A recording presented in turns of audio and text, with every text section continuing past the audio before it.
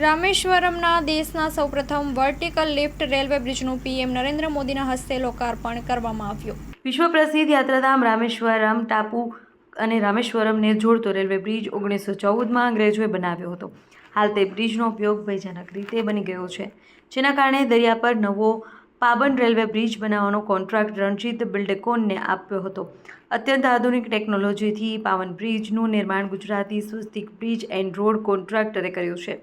અત્યંત આધુનિક ટેકનોલોજીથી નિર્માણ કરાયેલ પાવન બ્રિજ 2.6 કિલોમીટર લાંબો છે, જે 333 પિલર્સ પર રેલવે ટ્રેક તૈયાર કરાય છે.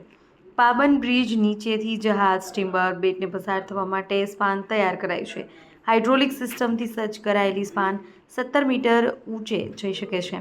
પાવન બ્રિજ પરથી સ્થાપના કારણે સ્ટીમર કે જહાજ ખૂબ ટૂંકા અંતરમાં દરિયામાંથી પસાર થઈ શકે છે, જેના કારણે સ્ટીમર જહાજને શ્રીલંકા સુધી જવું પડશે નહીં. રણજીત બિલ્ડકોનના મહેશ પટેલ, દિલીપ પટેલ, અશ્વિન પટેલ, રવિરાજ પટેલની ટીમે સૌપ્રથમ વર્ટિકલ બ્રિજ નિર્માણ કર્યો છે. વડાપ્રધાન નરેન્દ્ર મોદીએ રામનવમીના શુભ પર્વમાં દિવસે જ પાવન રેલવે બ્રિજનું લોકાર્પણ કર્યું છે. લોકાર્પણ કાર્યક્રમ ભવ્યતાથી સંપન્ન કરવામાં આવ્યો હતો. લોકાર્પણ કાર્યક્રમ માટે સ્થાનિક તંત્ર, રેલવે તંત્ર દ્વારા તડામાર તૈયારીઓ કરવામાં આવી છે. તે પહેલાં નવનિર્મિત બ્રિજ પરથી પ્રતિ કલાક 90 કિલોમીટરની સ્પીડથી ટ્રેન દોડાવી ટ્રાયલ સફળતાપૂર્વક લેવામાં આવી હતી. ઉલ્લેખનીય છે કે નવા પાવન રેલવે બ્રિજનું બાંધકામ વર્ષ 2019માં ડિસેમ્બર માસમાં શરૂ કરાયું હતું.